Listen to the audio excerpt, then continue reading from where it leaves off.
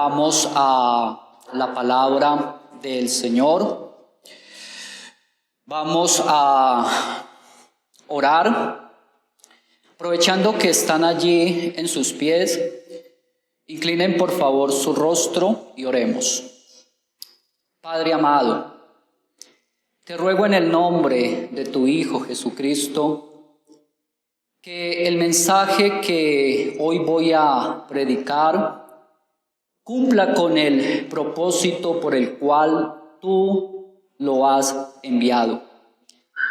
Seas tú, Padre amado, llevando nuestros corazones a la urgente necesidad de un arrepentimiento diario. Padre, en cuanto a mí, soy un vaso de barro. Padre amado, solo úsame conforme a tu voluntad. En Cristo Jesús. Amén. Tomen asiento, por favor, amados hermanos. En una ocasión, unos judíos que tenían justicia propia y que creían que los galileos que Pilato mató y mezcló su sangre con los sacrificios de ellos, eran mayormente pecadores que ellos.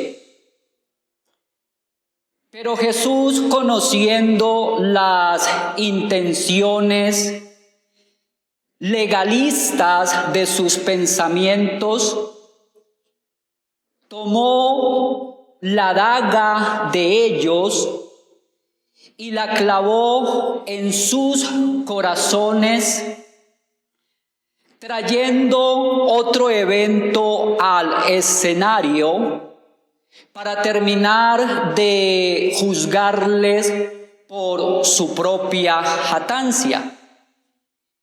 Y es la de los 18 sobre los cuales cayó la torre en Siloé y los mató. Jesús les pregunta: ¿pensáis que estos eran más culpables que todos los habitantes en Jerusalén? Y Jesús mismo les respondió: os digo no. Antes, si no os arrepentís, todos pereceréis igualmente. Este relato está en San Lucas 13, del 1 al 5. Es decir, que Jesús afirmó que todo hombre, sin excepción, necesita de el arrepentimiento, porque si no, irá al infierno. Estas palabras de nuestro amado Redentor a primera vista parecen inflexibles y severas, porque externamente hay personas que parecen ser buenas o que merecen un mejor trato de la justicia de Dios. Esto es de que parece de que no todos necesitan de arrepentirse en el mismo grado.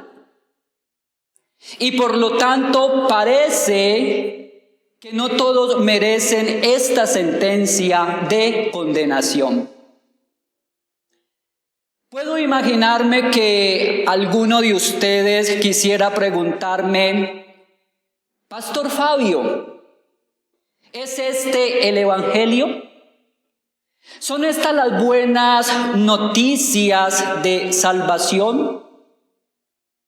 ¿Es este el llamado o el mensaje que principalmente debe de hacer los pastores? Tal vez alguno quiera decir, Jesús nos está tratando con injusticia. ¿Será que no conoce los pensamientos, el corazón y las acciones de todos los hombres? Porque no todos somos malos. Habemos gente de buenos pensamientos, de buenas obras, de ética y principios morales. Y concluya diciendo, como algunos judíos en San Juan 6:60, dura es esta palabra, ¿quién la puede oír? Pero estas palabras salen de una boca la cual nos amó con un amor que sobrepasa todo entendimiento. Sí, de Jesucristo, el Hijo de Dios. Fueron dichas por aquel que se despojó a sí mismo de todos los privilegios del cielo. Vino al mundo para estar con nosotros. Fue a una cruz por nosotros, fue a un sepulcro por nosotros, murió por nuestros pecados y también nos da una promesa segura de que vendrá por nosotros, que estará con nosotros y que nos dará un gozo sin fin. Estas palabras salen de una boca que indudablemente nos ama. El problema aquí no es Él. El problema somos nosotros que queremos ganarnos por nosotros mismos la salvación, por la valía de nuestros propios méritos. Pero después de todo, ¿qué prueba de amor más grande hay de aquel que advierte a su amigo en el peligro inminente en el que está? Si usted ve a un hombre que se dirige por un camino en el que puede ser hurtado y posiblemente asesinado, pero usted no puede alcanzarlo, sino advertirle, aunque pueda aterrorizarlo con sus gritos. ¿Esto significa de que a usted le falta amor por su prójimo? Les doy un ejemplo más gráfico de el padre que ve a su hijo que se conduce al borde de un precipicio, pero usted no tiene el tiempo de alcanzarlo para tomarle de la mano, sino que solo le queda gritarle angustiadamente: detente. Detente, hijo mío. Esto se refiere a que ese padre le falta amor por su hijo, o de la madre tierna que ve a su pequeña infante a punto de beberse un frasco de veneno, pero solo tiene el tiempo de gritarle afanadamente: no lo hagas, no lo hagas, deja eso. ¿Significa esto que a esta madre le falta amor por su hijo? Es la indiferencia la que hace que la gente se moleste y que deja que cada uno siga por el precipicio de la muerte y beba el veneno de la perdición. Es la falta de amor, es la falta de amor del que dice allá él se lo buscó. Y deja de que su amigo se vaya por el camino de la perdición. Ciertamente, muchas veces el resultado es adverso. El médico es maltratado por su paciente porque éste le administra un medicamento doloroso y amargo. Pero es el remedio para su enfermedad. ¿Significa esto que el médico es un cruel? Sin embargo, nosotros permanezcamos en este amor, porque el amor verdadero, el amor tierno, es el que advierte, es el que da gritos de alerta. ¡Fuego! ¡Fuego! ¡Oh no! Se quema su casa. Pero a la medianoche se sobresalta súbita y desesperadamente y hasta enojadamente el hombre que se encuentra durmiendo. Pero ¿cómo es posible enojarse si ese grito significa la salvación de su vida? Mi estimado amigo y hermano, Dios pronto derramará el fuego de su ira sobre la casa de este mundo. Te enojarás conmigo porque este grito te ha despertado sobresaltadamente de tu sueño profundo en el que estás. No, mi amigo. Antes ve diligentemente, levántate prontamente y acude a refugiarte al Señor Jesucristo para que seas librado de la ira venidera. Estas palabras, a primera vista, del Señor Jesucristo parecen duras y severas. Pero son palabras de amor, porque son las únicas que pueden librar del infierno a almas preciosas.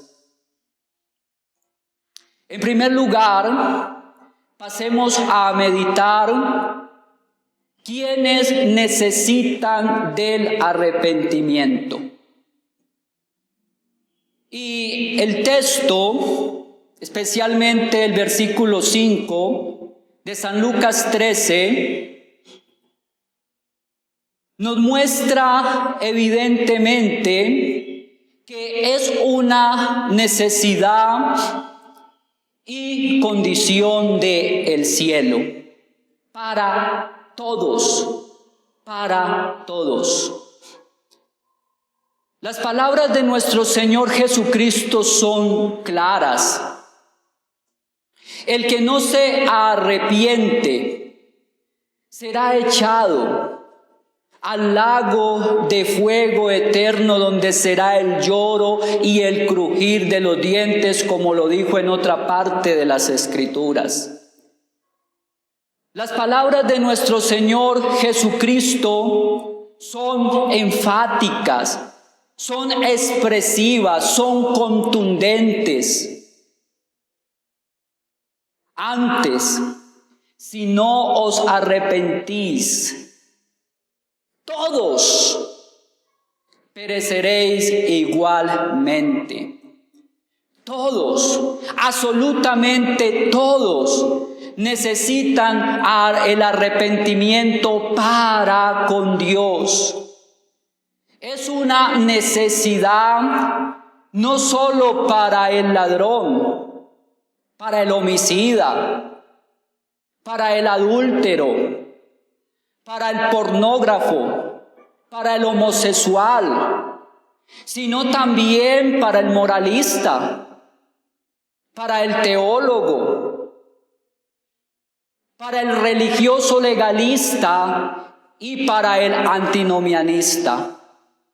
Todos los nacidos en la descendencia de Adán necesitan de el arrepentimiento para con Dios. El rey en su trono, como también el indigente que vive en los albergues. El rico en su palacio, como la sirvienta que está en la cocina. El científico que está en el laboratorio de ciencias, como también el pobre hombre e ignorante que trabaja el campo. Todos por naturaleza necesitan arrepentirse y ser convertidos para que puedan ser salvos. Porque todos hemos pecado. Todos hemos sido destituidos de la gloria de Dios. Todos necesitamos un cambio de corazón a lo que al pecado se refiere. Todos, totalmente todos, necesitan arrepentirse, igualmente creer en el Evangelio, en el Señor Jesucristo.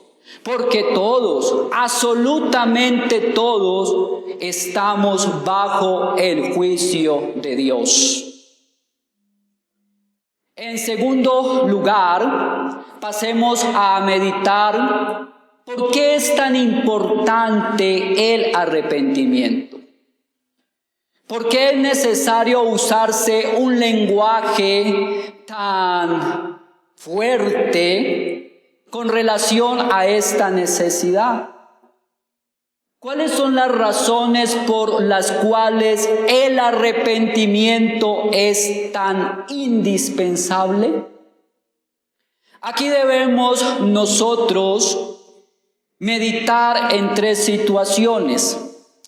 Primero, sin arrepentimiento no hay perdón de pecados. Primera de Juan, capítulo 1, versículo 9 dice: si confesamos nuestros pecados, Él es fiel y justo para perdonar nuestros pecados y limpiarnos de toda maldad. Aquí hay que dejar algo en claro. El arrepentimiento en sí mismo no nos salva. Las lágrimas de arrepentimiento no sirven para lavar un solo pecado. Es una mala enseñanza cristiana decir que lo puede hacer, o que el arrepentimiento es la base de nuestro perdón. La base de nuestro perdón, el oficio perdonador, es de la obra de la sangre de nuestro Señor Jesucristo exclusivamente. En el versículo 7 de esta misma carta de Juan, en la parte final dice que por la sangre de Jesucristo su Hijo somos ¿qué? Limpiados de nuestros pecados, de nuestras maldades. El remordimiento de culpa no puede expiar ni una sola transgresión. Judas regresó arrepentido porque sintió culpa cuando vio que Jesús era sentenciado a muerte y devolvió las 30 piezas de plata a los del Sanedrín. pero hoy está en el infierno. Es una teología espantosa decir de que el mero arrepentimiento puede limpiarnos de pecado, porque de ninguna manera puede hacerlo. Nuestro mejor arrepentimiento es defectuoso, es imperfecto. Y debo volver a repetir esto una y otra vez. Nuestro mejor arrepentimiento tiene suficientes defectos como para hundirnos en el infierno. Como alguien dijo, el arrepentimiento tiene que arrepentirse. Muchos creen que la vida cristiana comienza con el arrepentimiento. Pero ¿puede un hombre que está muerto espiritualmente, Efesios 2:1, tener fe y arrepentirse a sí mismo? No. La Biblia dice en 2 de Corintios 7:10, 2 de Corintios 7:10, que Dios es el que produce el arrepentimiento para salvación. Entonces, la posición bíblica es la siguiente. La base de nuestra salvación es Cristo y su obra. Luego el Espíritu Santo aplica la justificación juntamente con el nuevo nacimiento. Luego llega la fe. Mediante ella creemos en Cristo y nos arrepentimos. Después viene la obra de la santificación y finalmente la glorificación y con Cristo en gloria. Entonces, somos declarados justos delante de Dios es en base a la obra de la cruz de nuestro Señor Jesucristo. Y esto lo recibimos por fe, no por obras ni por méritos, ni por arrepentimiento, ni por santidad, ni por obras de caridad, ni por sacramentos. Y todo esto es realmente cierto. Sin embargo, no es menos cierto que la persona justificada es una persona arrepentida. El pecador que ha recibido el perdón es una persona que lamenta y aborrece cada uno de sus pecados. Y Dios en Cristo está dispuesto a recibir al rebelde y concederle la reconciliación con Él con tan solo venga en el nombre de nuestro Señor Jesucristo, sin importar cuál malvado haya sido. Pero Dios lo requiere, y lo requiere con toda justicia, de que el rebelde baje sus armas, es decir, su rebelión contra Dios. Y nuestro Señor Jesucristo está dispuesto a compadecerse, a perdonarle, a quitarle, a limpiarle, a lavarle, a santificarle y prepararlo para llevarlo finalmente al cielo. Pero el Señor Jesucristo anhela ver que el pecador aborrezca esos pecados que quiere que le sean perdonados. Tal vez alguien diga, eso es legalismo, o quizás quiera llamarlo esclavitud religiosa. porque ve a aquel hombre que continuamente se arrepiente de sus pecados con un dolor en el corazón y con aflicción mental por todo lo malo que hace. Pero yo me baso en las Sagradas Escrituras.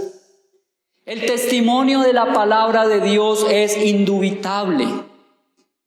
Y una persona justificada es una persona arrepentida. Una señal de que una persona ha sido justificada y que ha sido declarada justa por el tribunal de Dios es porque vemos que se arrepiente continuamente. Porque reconoce que sin arrepentimiento no hay perdón de pecados. Segundo, sin arrepentimiento no puede haber gozo en la vida presente. Puede haber optimismo, entusiasmo, risa, alegrías, mientras tenga salud y dinero en el bolsillo. Pero nada de esto puede formar la base de nuestro gozo. El hombre tiene una conciencia y esa conciencia necesita ser satisfecha. Pero el hombre no puede ser satisfecho mientras no vea que el Espíritu Santo ha causado arrepentimiento y le ha apartado de sus pecados. Esa persona no estará tranquila. No dejará ese hombre que su alma esté tranquila. Pueden haber algunos métodos para esquivar, para encubrir, para mitigar una conciencia culpable, como los métodos de recreación o incluso el trabajo o cualquier otra cosa semejante para ocuparla y entretenerla. Pero mi querido amigo, solamente a través de nuestro Señor Jesucristo puedes recibir en tu conciencia una paz llena de Dios. Porque así como el Calvario satisfizo completamente la justicia de Dios, también puede satisfacer la conciencia culpable al ser perdonado todos sus pecados. Pablo dice en Romanos 5:1, justificados pues por la fe, tenemos paz para con Dios por medio de nuestro Señor Jesucristo. Entonces, una conciencia libre de culpa es una conciencia que puede tener gozo en la vida presente. Tercero, sin arrepentimiento no puede haber aceptación en el cielo. El cielo es un lugar preparado. Jesús dijo en San Juan 14:2 que se iría a preparar morada para vosotros. Y la persona que ha de estar en el cielo necesita de una preparación. En el cielo habrán muchas cosas para hacer. Y el pecador que ha de estar en el cielo necesita estar armonizado con los labores del cielo. Porque si no, el cielo mismo va a ser una morada de tormento y de angustia. Nuestra mente o pensamientos, nuestras palabras y acciones tienen que estar en armonía con los habitantes del cielo. Porque si no, la sociedad del cielo pronto se nos tornará intolerable. Cuando tú estés en el cielo, ¿qué harás allí? Si tú amas las cosas de este mundo, ¿con cuál de los santos hablarías? ¿Te sentarías junto a él? Si tú amas hablar las cosas terrenales y todos los santos que están en el cielo aman hablar las cosas celestiales, los ángeles del cielo no entonarán música armoniosa para el corazón que no toleró a los santos en la tierra y que nunca, con constancia, adoró al Cordero de Dios por su amor redentor. La compañía de los patriarcas, apóstoles y profetas es una compañía de que esa persona no anhelaría. Porque si esa persona no lee su palabra en el tiempo presente y no le importa conocer lo que los profetas y apóstoles escribieron, ¿cómo desearía estar en el cielo? ¿Cómo podría estar en el cielo?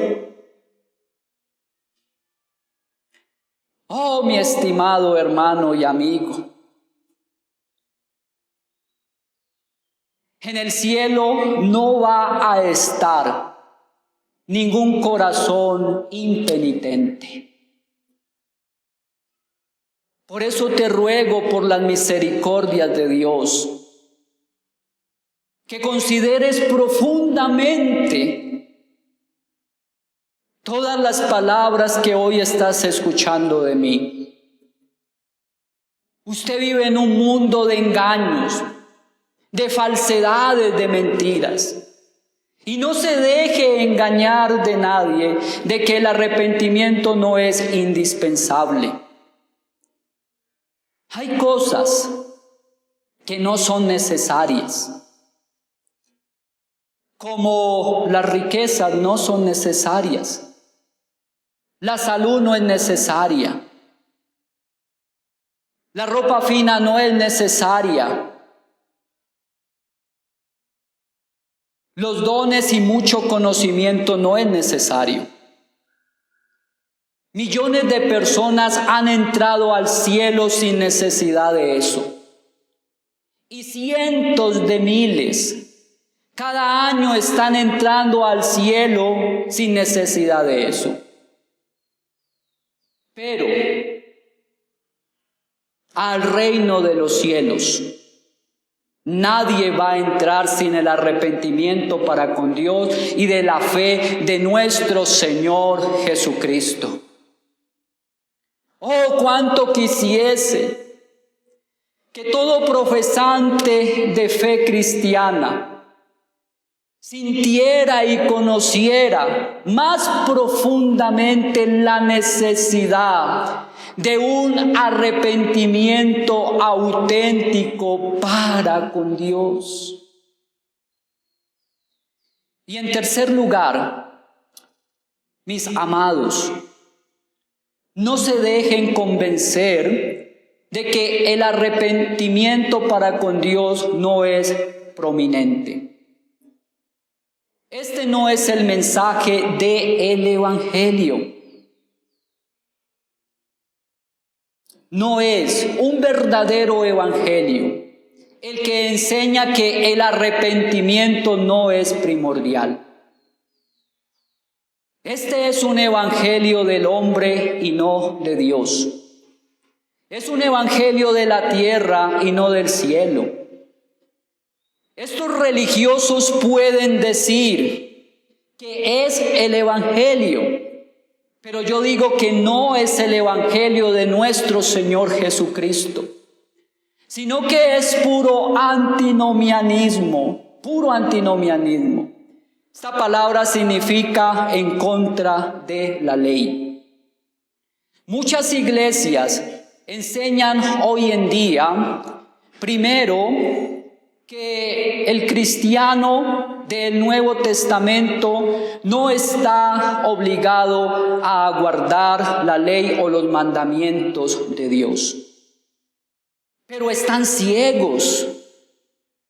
No pueden leer de que Jesús enseñó que en manifestación a amor de Él debe de guardarse en los mandamientos, como en Juan 14:15. Segundo, estos enseñan de que el creyente puede pecar sin temor a ser castigado por Dios. Porque dicen que ya no estamos bajo la ley, sino bajo la gracia. Pero Pablo dice en Romanos 6, verso 1 y 2, ¿qué diremos? ¿Perseveraremos en el pecado para que la gracia abunde? En ninguna manera, en ninguna manera. Porque los que hemos muerto al pecado, ¿cómo viviremos en él? Y tercero, estos antinomianistas, entre ellos los hipercalvinistas y un movimiento que está alcanzando a mucha gente hoy en día llamado Creciendo en Gracia, dicen que el arrepentimiento solo es necesario en la conversión, pero que después a lo largo del cristianismo ya no es necesario. Dicen porque ya no volvemos a pecar en espíritu, que hemos sido hechos santos perfectos, torciendo las sagradas escrituras donde dice en Hebreos 10:14, porque con una sola ofrenda hizo perfectos para siempre a los santificados, apagando el espíritu del arrepentimiento y la confesión diaria de nuestros pecados, y por lo tanto la bendición del perdón diario. Este texto debe de entenderse de la siguiente manera.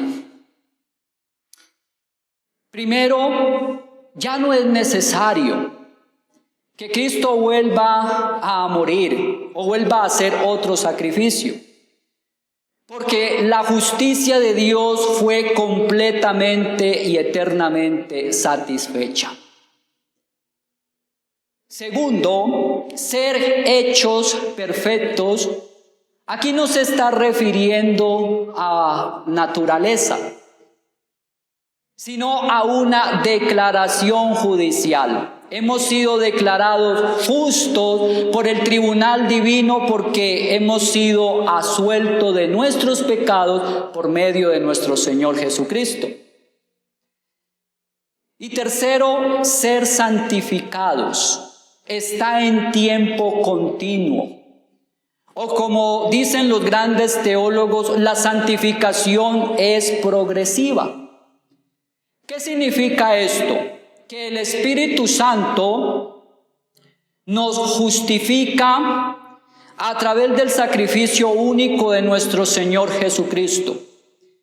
Y cuando llama al pecador en su tiempo para que reciba la salvación, después o a partir de ese momento, Él comienza la obra de la santificación ininterrumpidamente hasta el regreso de Cristo.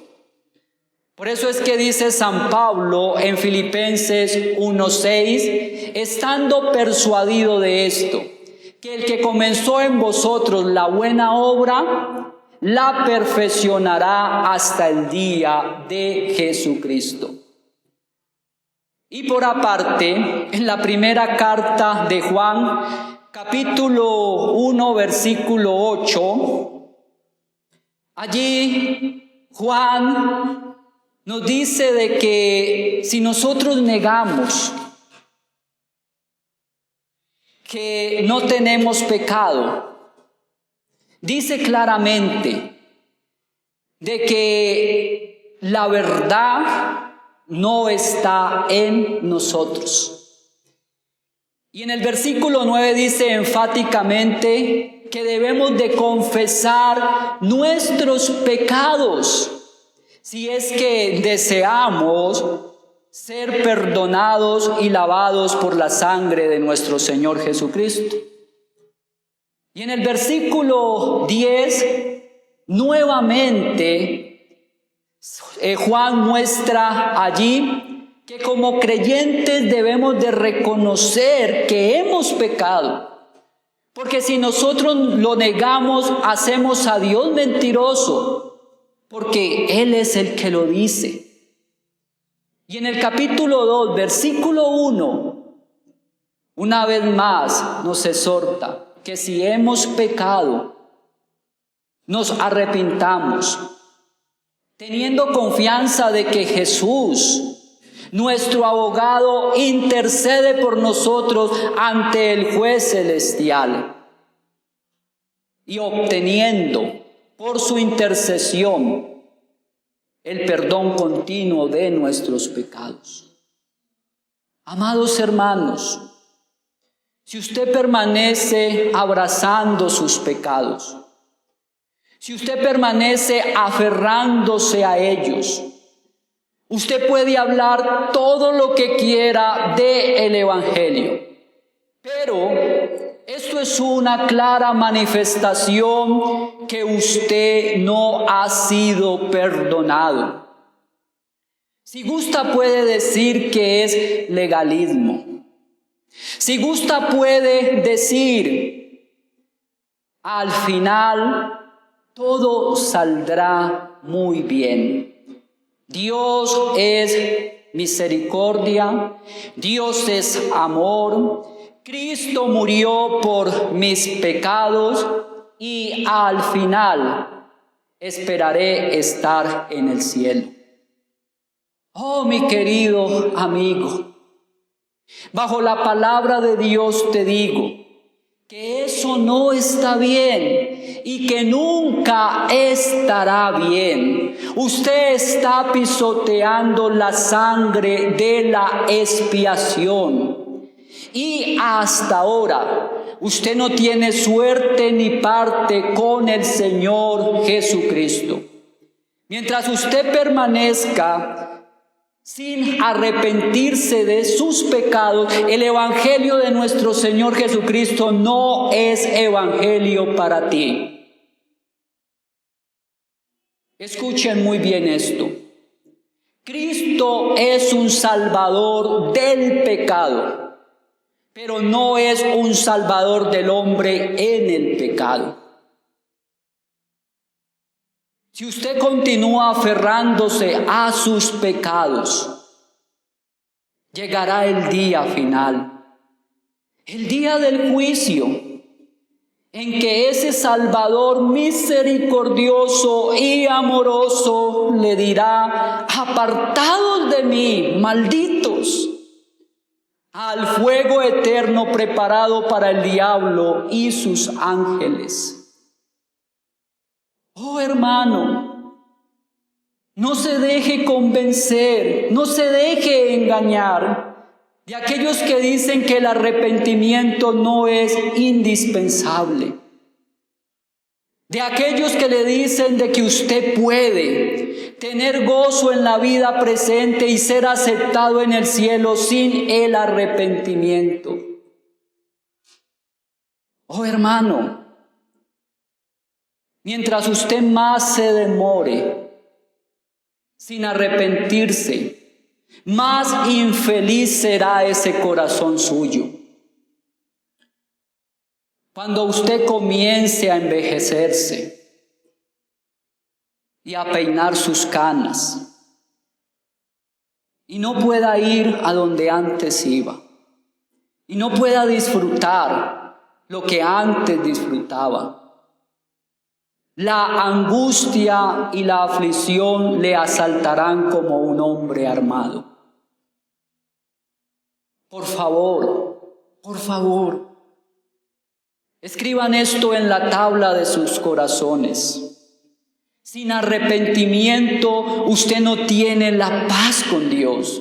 Sin arrepentimiento usted no tiene la reconciliación con Dios. Esperaré tener muchas sorpresas en el día del juicio. Tendré la sorpresa de ver a la derecha de mi Señor Jesucristo a quienes yo pensaba de que vería a la izquierda. Tendré la sorpresa de ver a la izquierda del Señor Jesús a quienes yo creía que eran buenos cristianos y que vería a la derecha. Pero de algo estoy convencido y que no seré sorprendido. Es que nadie, ni un solo hombre, va a estar a la derecha del Señor Jesús sin arrepentirse. No me den esta sorpresa, hermanos. Verles a la izquierda del Señor Jesús. ¿Por qué no aseguras tu eternidad de una vez por todas? Arrepintiéndote de tus pecados, apartándote de ellos y poniendo tu fe en la obra de la justificación que Cristo logró en la cruz del Calvario. Padre Santo, te ruego en el nombre de tu Hijo Jesús, que tu palabra predicada haya cumplido con su propósito y que los corazones no solo de mis hermanos y amigos aquí presentes, sino también el mío, sea movido a un genuino arrepentimiento, obra por el Espíritu Santo, a ponerme a paz contigo. Gracias por darnos a tu Hijo Jesús como nuestra justificación. Amén.